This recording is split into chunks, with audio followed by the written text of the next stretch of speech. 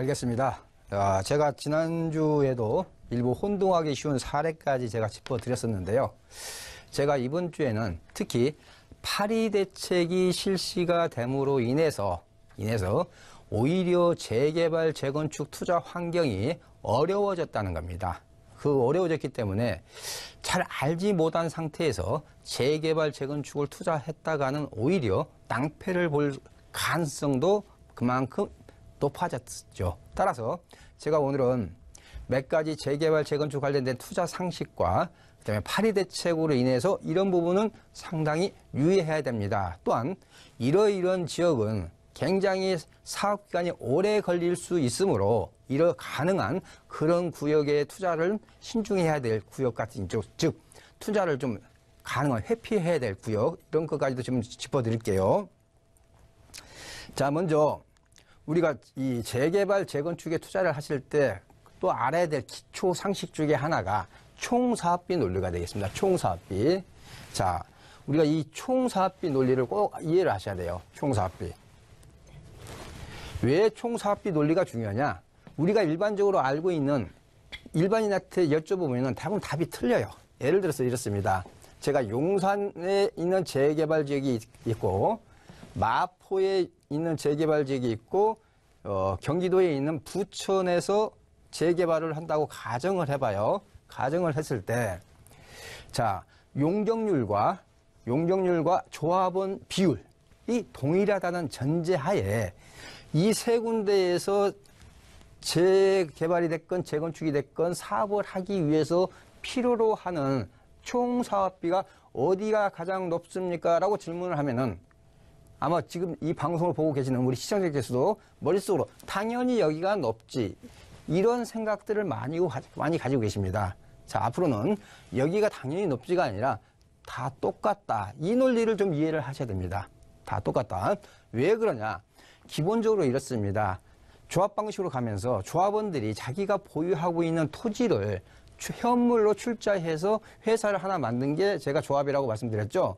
그렇기 때문에 말 그대로 이 토지 비용은 총사업비에 포함이 되지 않는다는 이 논리를 우리가 관가하기 때문에 이 세 군데 중에서 총사업비가 어디가 높습니까? 라고 질문하면은 그냥 바로 용산이죠. 라고 이렇게 튀어나오게 되죠.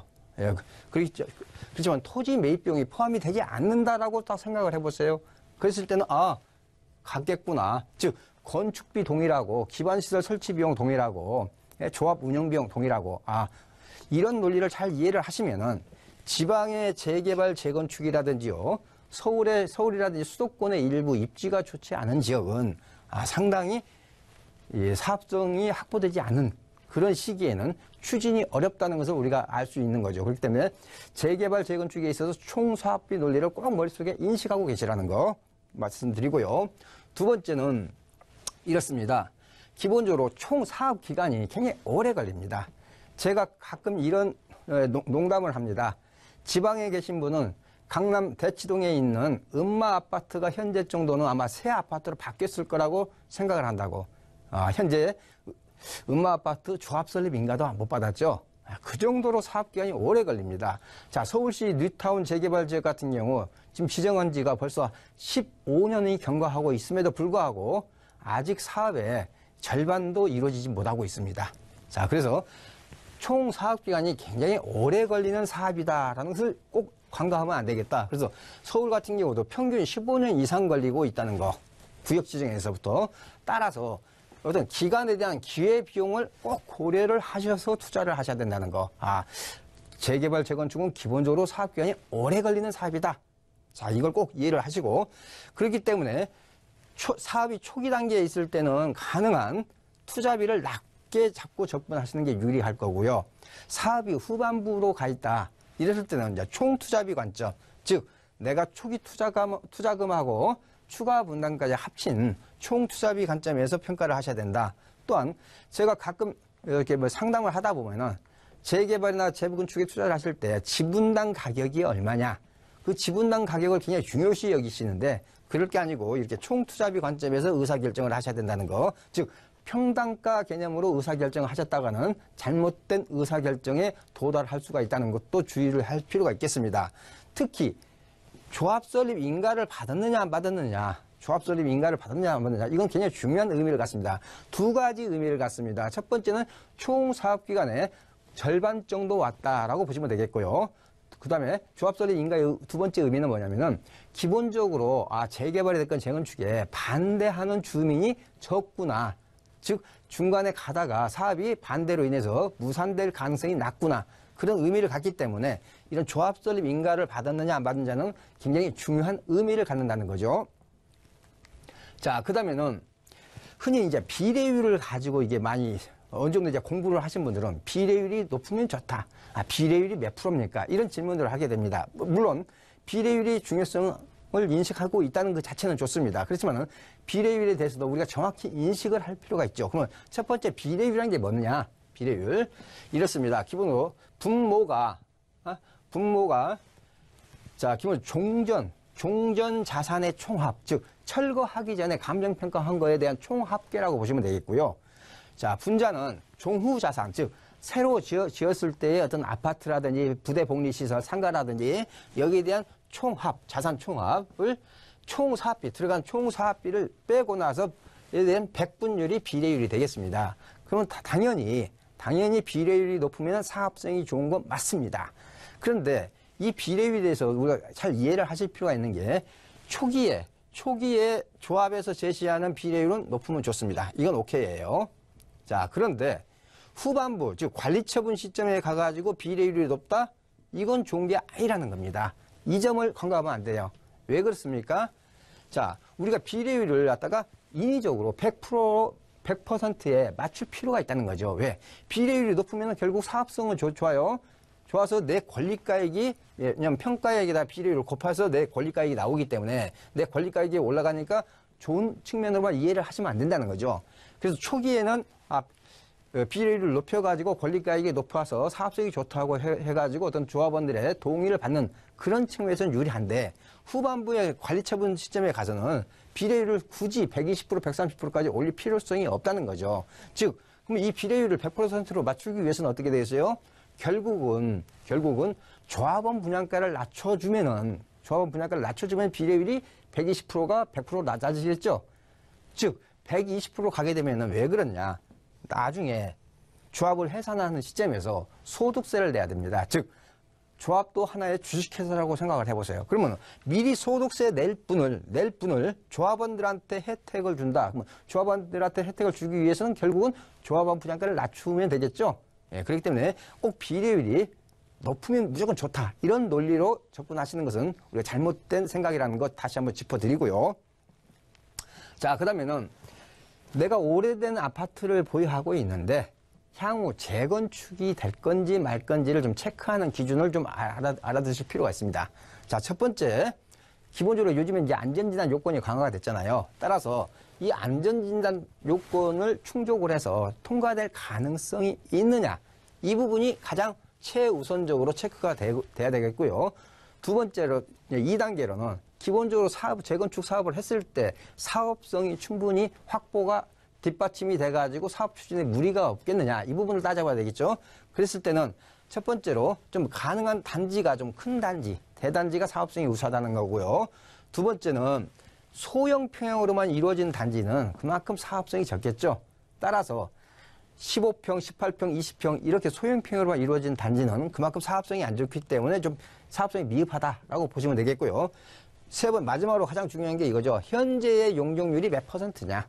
현재의 용적률이. 자, 우리가 이렇습니다. 서울에서 3종 일반 주거지역 용적률 몇 프로죠? 기본적으로 250%입니다.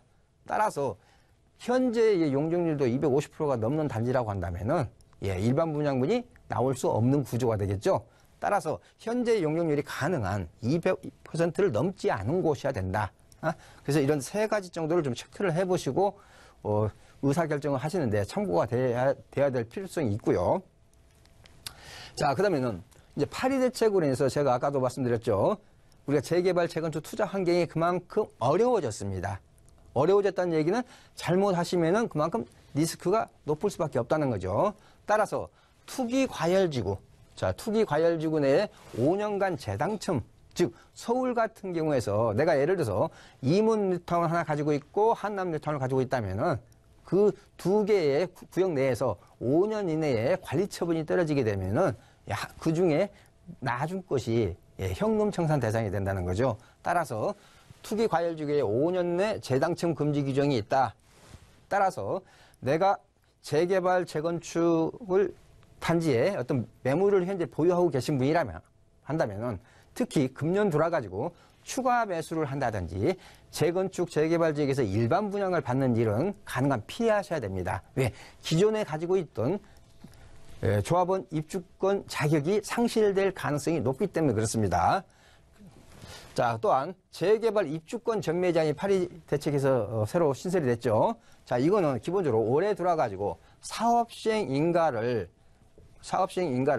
금년도에 받은 구역 같은 경우는 나중에 입주 때까지 입주권 전매 제한이 걸리기 때문에 내가 보유 기간을 어떻게 해야 되겠다 하는 생각까지 염두를 해두시고 투자하실 필요가 있다는 거죠. 자, 그 다음에 투기 과열지구 내에 재건축 조합원 지위 양도 금지 규정이 신설됐죠. 그렇기 때문에 내가 재건축 조합원 지위 양도 금지 규정이 적용이 되면은 내가 보유 기간이 어느 정도 늘어나야 된다. 이런 생각까지도 같이 고려하셔서 의사결정하실 때 놓치시면 안 되겠습니다. 그 다음에 자, 재건축 초과이익 한수, 뭐 내용 다 아실 거예요. 따라서 내가 수지 분석을 하실 때 예상 개발 부담금에 대한 것도 같이 고려를 하셔서 해야 된다. 자, 그리고 특히 금년도에 사업시행 인가를 받았다. 금년도에 사업시행 인가를 받았다면은 여기다가 플러스 4개월 후에 구청에서 개발 예정금을 갖다가 이렇게 통지를 하도록 되어 있습니다. 그 통지서에 들어있는 부담금을 반드시 수지 분석하실 때 같이 활용하셔서 내가 의사결정을 하시는데 참고가 꼭 돼야 된다는 거죠. 따라서 이런 추가 매수를 한다든지요. 그 다음에 보유기간 전략 같은 경우를 이런 파리대책 내용하고 같이 엮어서 의사결정을 하셔야 하는 거 꼭 놓치시면 안 되겠습니다. 자, 그 다음에는 투자 타이밍입니다. 투자 타이밍. 기본적으로 이렇습니다. 아까도 제가 말씀드렸죠. 재개발, 재건축은 사업기간이 오래 걸린다. 그렇다면 내가 투자 타이밍을 잘 찾아야 된다. 그런 의미를 같이 내포하고 있는 거죠.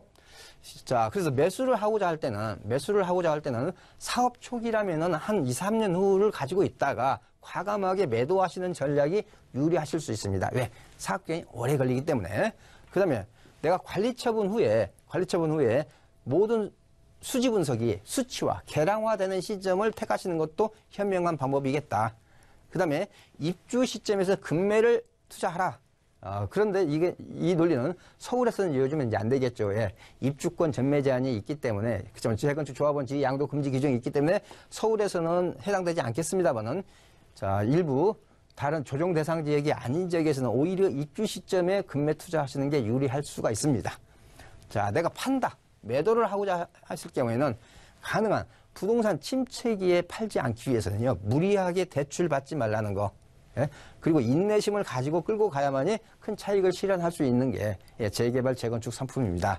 자, 그리고 내가 어느 정도 팔기를 원했을 때는 꼭 미련 없이 처분을 하셔야 됩니다. 좀 더 오르면 팔겠다. 이런 생각은 가능한 안 하시는 게 좋을 것 같습니다. 자, 그리고 참고로 강남권 재건축 투자 타이밍은 앞으로 1년 정도는 조정을 할 시기이기 때문에 좀 기다리는 것도 지혜가 아닌가 싶습니다. 자, 그 다음에 마지막으로 이러이런 지역은 재개발, 재건축 사업이 굉장히 생각보다도 오래 걸리거나 중간에 많은 험로가 있다. 따라서 이러이런 구역은 가능한 투자를 안 하시거나 좀 신중하게 접근하실 필요가 있다 하는 것을 제가 한 6가지 정도를 좀 짚어드리도록 하겠습니다. 먼저 원주민이 많이 사는 재개발 지역, 원주민이 많이 사는 지역, 이런 지역은 나중에 추가 분담금 통지서가 예고가 되면요, 그때부터 반대 세력들이 많이 늘어납니다. 따라서 원주민이 많은 구역은 가능한 피하시는 게 좋겠고요. 그 다음에 두 번째는 상가가 많은 지역, 뭐 현재도 임대료가 잘 나오고 있기 때문에 그게 급할 일이 없겠죠. 그 다음에 큰 필지가 많은 지역, 예를 들어서 이렇습니다. 준공업 지역.